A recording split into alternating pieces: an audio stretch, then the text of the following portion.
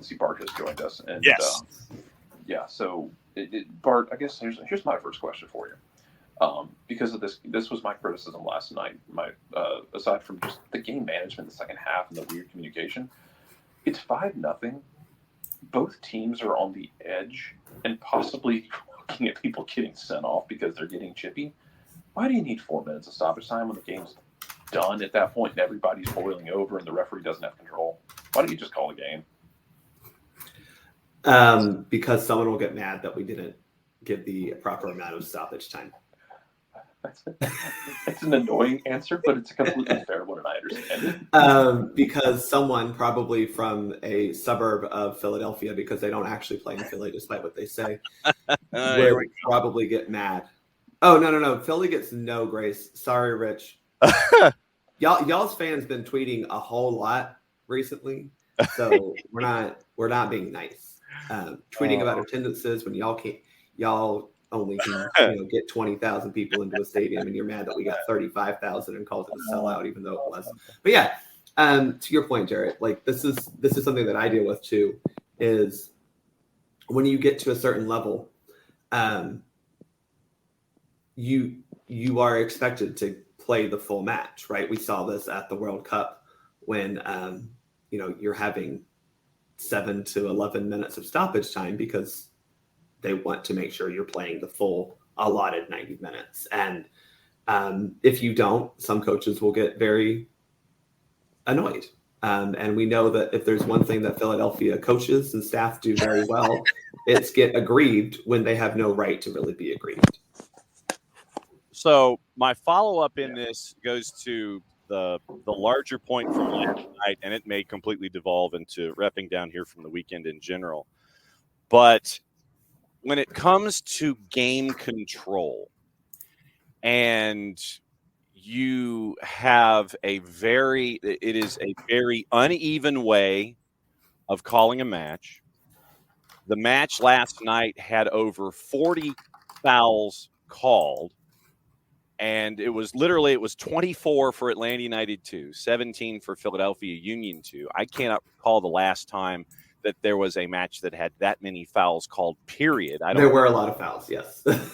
So 41 fouls called, and the idea of game management here is what I wanted to get into, where you have unevenness in the distribution of calls. You want to whiplash from one manner of calling a match to having to feel like I guess you have to overcorrect and go back the other way. And then you're looking at officials that will make a call that the rest of the civilized world may sit there and go, I don't know how you came up with that information to make that call. I mean, I don't know if it's just not getting the proper feedback from your ARs about, no, that was not what happened. Foul should only be going this way and not the other way, as you call it. I mean, I guess addressing the idea of game control and game management in a situation where it is a very hot-tempered environment, I guess is where I'm getting at here when you come to the unevenness of calling a match like last night. Yeah, I think it's a fair question that a lot of people would ask a referee, and it's something that I think a lot of people who may not be in that center might not fully understand, is that the fouls don't exactly happen the same way in the same manner across the field. Yeah. And each team is put in certain situations and circumstances that may either produce more fouling or solicit more fouls. Right. Philadelphia does play a style of ball that is a little bit more direct and quick, which oftentimes forces teams to make quicker decisions defensively, right. Meaning you might be fouling a lot more. Yeah, professional fouls and so on. Yeah.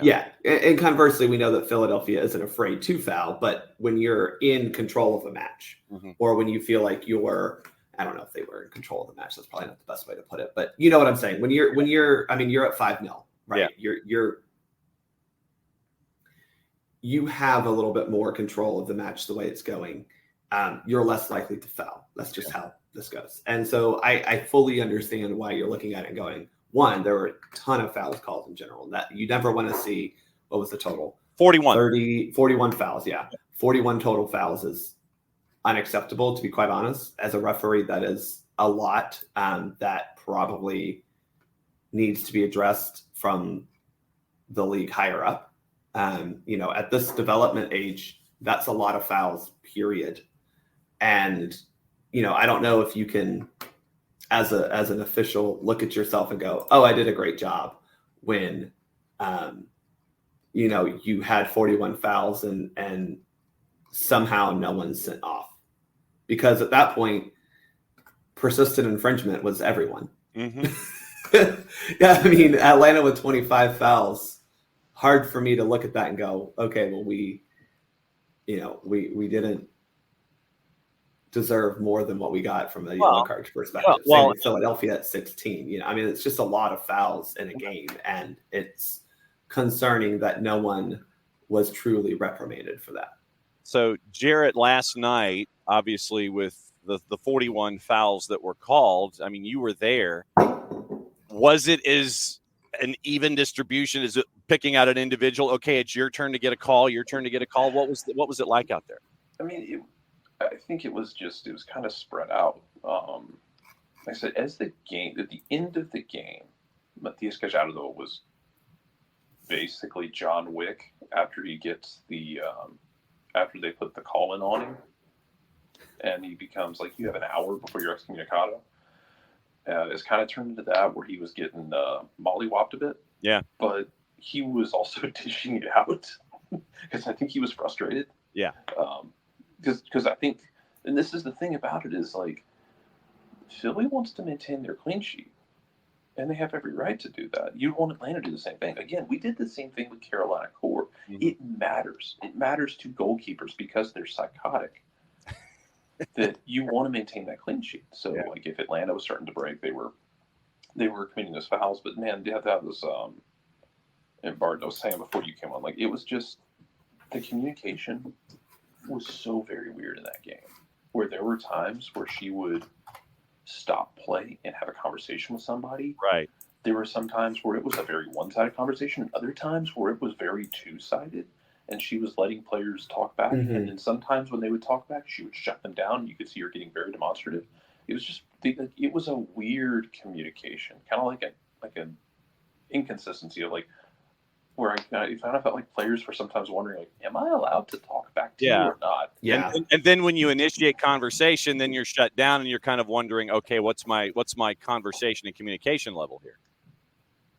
So Bart, let me ask you this. In the times that you and the individuals that are inside your reffing down here circle, you might have your conversations about, say, these kinds of activities and how you as a center ref handle yourself on the pitch. If there's a foul called, do you guys have a discussion about conversations with players and the give and take and getting their point of view and letting them get their steam out of their system so it doesn't boil over? Do you have these kinds of conversations? Well, yeah, because I mean, I think at any level you have to allow players to not vent frustration in a unpositive or beneficial way, but they're allowed to ask. They should be allowed to say, what did I do wrong? Right. I had an example this weekend of a girl who felt like she was being fouled a lot, and I explained to her why she wasn't, and still called fouls in her favor. Right. And there was a situation where she felt like she wanted a penalty kick, and she said something, and this was after the third time I had nice conversations with her. Mm-hmm. And so at that point I said, we're not, you don't get to just complain every time something doesn't go your way. And so I said, I addressed her. I said, well, what did you want from that? And she said, penalty kick. And I said, no, there wasn't, a foul. But you do need to allow players to have some sort of dialogue with the referee, because it's also constructive for a referee to understand what the players on the field may want or think. Now, at this MLS Next Pro level, when the players are developing and, at various levels of development and skill, Right. Especially with Atlanta United being clearly not very well developed or skilled right now, it's hard to fully take that in because they're still trying to figure out what type of game they want to play. Mm-hmm. So you do have to kind of set your standard. But as a referee, you need to be a little bit malleable in the way that you view the game. And, I have a certain way that I view the game. And sometimes both teams will come out and play a way that I'm like, well, this isn't how I like it, but they're both doing it. Right. And, you kind of have to adjust as you go as well. So the players need to adjust to the refereeing, mainly because the referees, in theory, are trained to keep a certain level and standard of play. But the referees also need to be aware that, you have to kind of adjust and adapt to whatever game that you're refereeing at that time. Yeah. And that's where that conversation and feedback can be very helpful. Yeah. And Go, Jared. to be fair, though, I do want as much as I've been very critical of her game management from last night's game, I cannot. It's not why we lost 5-0. Well, I spent 15 minutes yelling about that already this morning. Yeah, exactly. No, I heard you. Yeah, I wanted to make that very clear. That's how they lost. They lost because Philly was good. Mm-hmm. I cannot imagine how exhausted she must have been when she sat down after the game, because she called 41 fouls. She had to talk to everybody on the field. She had to be mentally absolutely whipped after that game. Yeah, she put in a lot of work. Let's just put it that way. Yeah. I know that we're at like the 2-minute warning for you, Bart. Because you said 15 minutes, and so I'm trying to keep the clock. I might be able to push it to number 5, but okay. Yeah. Well, when it comes to the idea of all different individuals finding their limit and going over, and it's like, okay, I've got dude number 1, and he gets right to the line. Okay, that sets up dude number 2, and he knows where the line is. That sets up dude number 3, and they know where the line is. When it comes to administering a card for someone, say, outside of that line, outside of persistent infringement. So I guess this is almost a 2-part question. When you look at persistent infringement, do you have a set limit, or is it almost team-based in your mind going into a situation? It's like, okay, I know what they do going into a situation, and I have a gauge in my head of, okay, they've hit that limit. Now I start doing persistent infringement. And are you also, and those of you that consult with you and have your conversations, are you guys of a mindset to sit there and it's like, okay, I've seen the same foul from different dudes over and over again. And if there's like a 4th or a 5th individual that fouls for the first time and it's the same kind of foul, then do you go ahead and give a yellow in that situation too? When it comes to persistent infringement, how do you handle that? It's tough because I forget who I was talking to during the halftime meetup about the Jose Martinez issue. That one we can get into at another time. But they said, if you say no more, then once you get a yellow card, they're like, the next foul should be another yellow card, and that's not how this works. I'm not saying it totally resets, but the reality is not every foul is the same. Not every foul is was it you, Alex? Thank you. Not every foul is the same. And persistent infringement is persistent infringement is a weird one because you may not commit the same type of foul or the same level of foul within however many fouls you get in that persistent infringement. And so, you may commit 1 or 2 fouls that are kind of just like, you kind of clipped them when they ran by, or maybe you grabbed them a little bit. And then your 3rd foul is much harsher. And you still may put it down as persistent infringement as opposed to unsporting behavior or whatever the way that the league code said at that point in time. Yeah. So it is difficult because it's not a complete and total absolute. Okay, if you hit 3 fouls, then that's persistent infringement. Right. If you hit 4 fouls, if you hit this many fouls.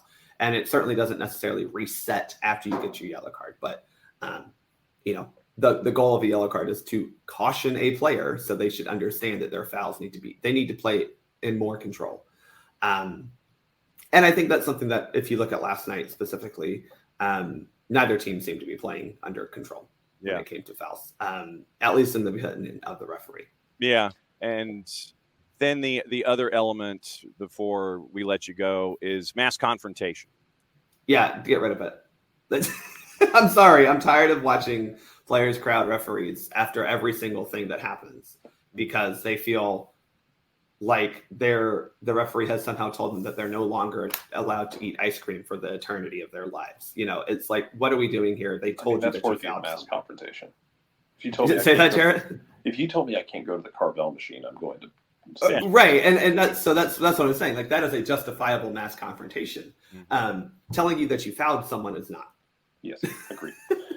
Rugby rules are my favorite, and Rich, the hockey rules as well. It's the same thing. The captain can talk to the ref. Otherwise, you don't. No, you don't. And I'm really hopeful, Jarrett, that we talked about this, I don't know, maybe 2 months ago, the modifications to the laws of the game coming up about the captain's armband now being a required piece of equipment. Yeah. I am hopeful that is something that leads to that, because I agree that outside of like the player who physically committed the foul or got fouled and the captain, no one else has any business talking to the referee. Y'all weren't involved. This doesn't concern you. Why in the world does 3 players from Philadelphia's bench somehow get to talk to a referee about something? That's why I didn't look at the report, but I feel like, on Sunday, Jim Curtin got a yellow card plus like 3 other players, it seemed like, at the end, when they got mad that after time had expired, they weren't allowed another attack after time had expired. But, it's one of those things where I agree that the captain and maybe the player who was involved in the actual foul are the only players who should be talking to referees. I'm fine with that, especially when it's referees who, it's one of my favorite things that good refs do, where they're communicating with the players. Like, after you commit a foul, like letting that player know where they are on the line, where they are on their boiling point. And if they want to like have a civil conversation with the ref, cool. If the captain wants to come over and talk, cool. End it there. So technically, Bedoya got a yellow after the match for poor sportsmanship, according to the match report. Jack McGlynn got one at the end, another yellow for poor sportsmanship. So those were the 2 that were given to Philly. McGlynn's was still actually during play, technically at 90+5, and then Bedoya as captain got a yellow for poor sportsmanship, and technically listed in the 91st minute, but the match was over, and so that's why it was listed at 91 as opposed to 90+5. So, I Bart, as always, thank you for, because like I said, I texted, and I'll break the fourth wall here for a second. Literally with the discussion we were getting into this morning about what's been going on last night and then game control and all these other elements, I texted Bart and I said, I bet your ears are burning. And he's like, uh-oh. And so I was like, yeah, we're getting into it. So anytime that we can get the vaudeville cane and drag Bart off of his real world stage and bring him onto the show to kind of break things down, I'm thankful that you answered the bat signal this morning to kind of look at things, because there was a lot. Do we want to attack the throw-in thing while I'm here? Well, sure. If you got time, if you're not going to get in trouble with the real world, we can. We'll do it. We'll do it. I'll open up this can of worms for a little bit. Sure, and then we can readdress it the next time. The first thing I'm gonna say is we have what I call the rule of inverse containment, which is just a fancy way to say that the lines that mark the outside of the field mean, as you know, the ball has to completely cross over the line, 100% of the ball over 100% of the line for the ball to be out of play. Right. Conversely, 100% of your body part has to cross over 100% of that line to be considered in the field of play, especially when we're talking about throw-ins. Okay. So, to that end, we're getting hung up on millimeters, centimeters, maybe, of a screen grab that has a glare, by the way, going through happen to be where the heel and the line maybe are or are not meeting. You mean this screen grab right here? Yeah. It's There are cleaner ones though. Yeah. it's very probable he was over the line. Yeah. Very probable. However, I'm not going to. I think the issue more is that for VAR purposes, it's not truly reviewable. I think that this is a restart of play that should be able to be reviewed. However, I understand why it is not, because if we're just looking at foul throws, holy cow, do y'all understand how many foul throws get just 100 a day? Thank you, Jarrett. Like, I mean, and I deal with this when I'm refereeing too, and it's just like the way I put it to the young referees too is you have to pick battles. Yeah.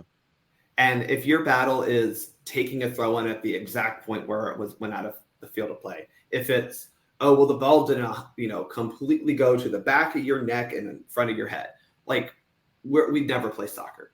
We never would. The throw in is just a method of restarting play. And yes, we need to be maybe a little more strict on it when it is being used as an attacking tool.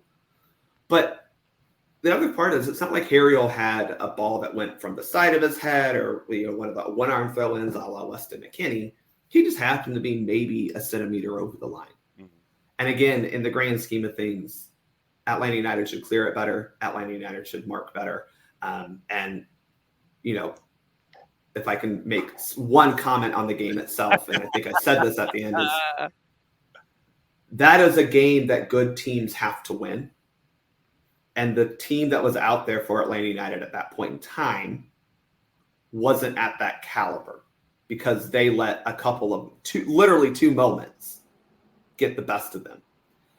And I forget who exactly has said it, but it's a lot of famous athletes have always said, you never want to be in a position where a referee's decision impacts your game. Yeah. And it's not like the ball went directly into the net.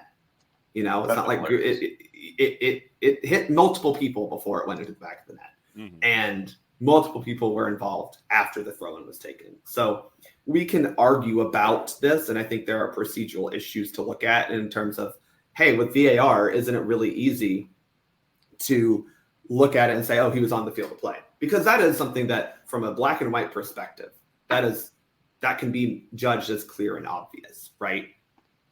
Maybe this is something we need to look at. Same with like a restart with the ball rolling or not rolling, right?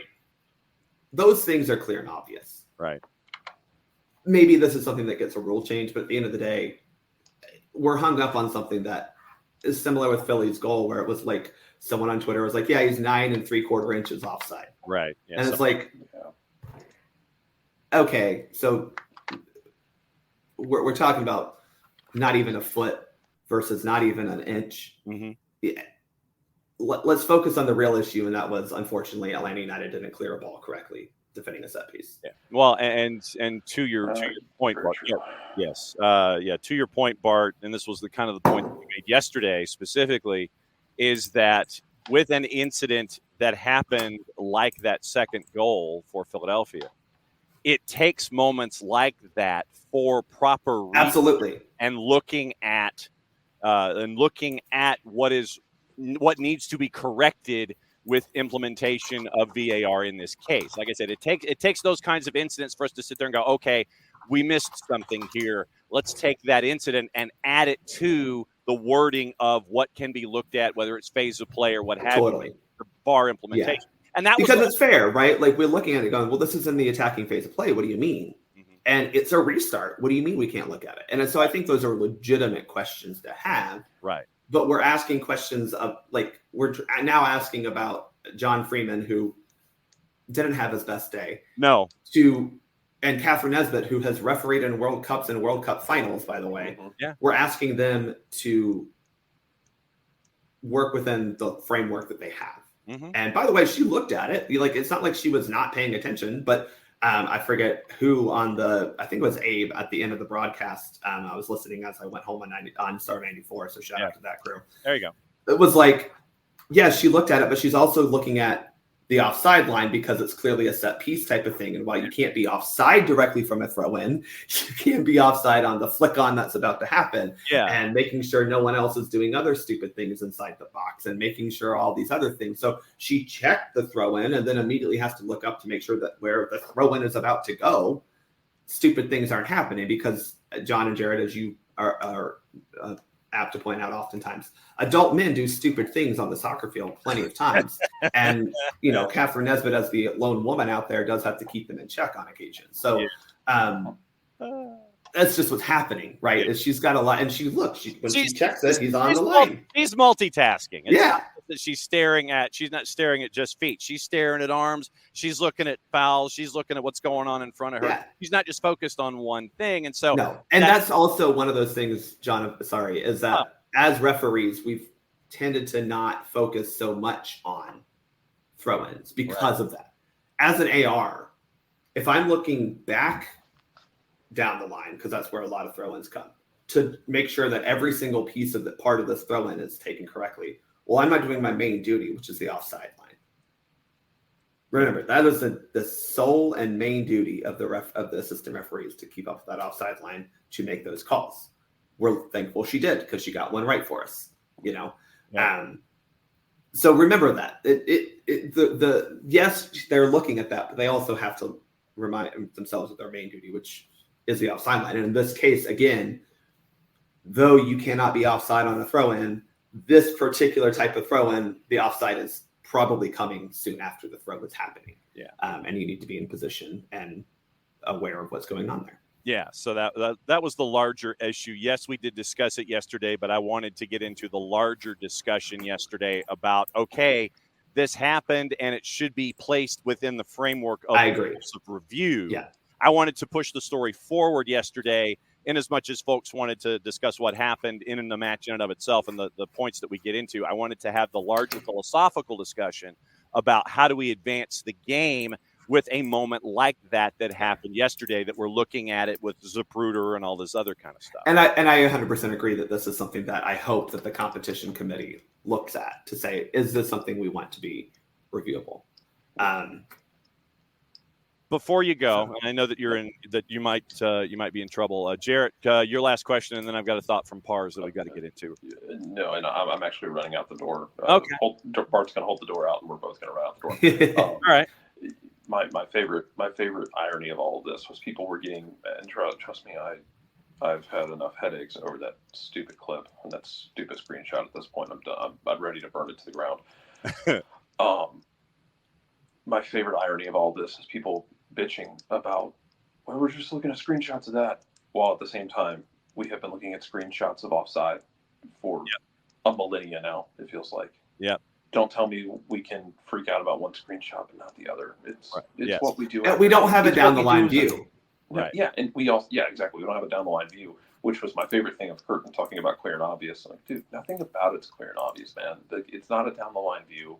Yeah. VAR's going off of a weird view, or it's just hard to tell. And it's you don't have the angle flush. You don't have semi-automated technology. You don't have Cyclops out there. So you're going to say what you're going to say.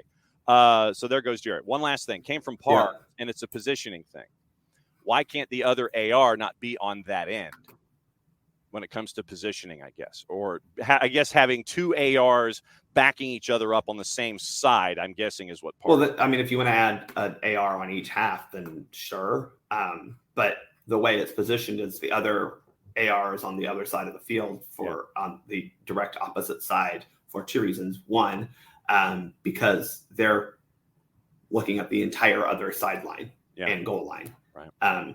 So, if they're on the same sideline, then you can't cover both sidelines.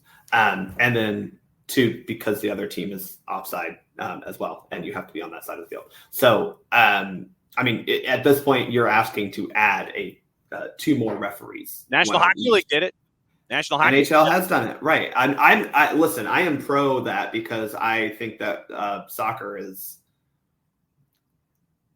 Rugby has the same issue at times, but again, we've talked about how rugby is able to control things a little bit better. Yeah. But soccer specifically is the least. We have the least amount of power and control over this game because there's 3 of us out there to control 22 people plus coaches plus substitutes plus team officials. So we're talking 50. You know what? You get an 18 to 23 player roster for match. That we're talking 50 plus people that we're controlling. Correct. And I don't know about you, John. I don't have kids, but I've tried to control a kid one time, and one child is a lot. Let alone 22 adult babies who, are acting a fool almost at any time. The 17-to-1 ratio of attempted control is not really a good ratio. Yeah. But yeah, I wanted to bring you. Yeah, tell you have 2 kids and stuff, and it's like if you have just 2 children. Yes, and even have 2 parents, it's tough. Yep. Let alone when you get outnumbered that way. So we're very outnumbered. So I would be fine with adding ARs on each half. And the problem is if you are adding. John, you see this in high school ball all the time. If you add 2 center referees, yes, yeah. Now we're talking about 2 different styles of calling a play because unlike the NHL where you do have a lot of clear cut, this is thing. Soccer we allow a lot of gray area. Yeah. So. And the gray areas differ from individual to individual, and you have the egos that are attached. You also have the styles that are attached, the experience that's attached. And so the conflict of styles for center refs would be there. I know that you have overstayed your time. A little bit. Blame the show if any of your superiors sit there and have an issue and wonder why you were late for a conference call. As always, thank you for answering the Bart signal. Not just the bat signal, but it's the Bart signal. Thank you, John, for sending it out. No, hey, dude, it was stuff that we wanted to get into. And since your Monday at 10 has turned into a floating kind of a thing, when your ears burn, you can crash. So go back into the real world. We'll catch up soon.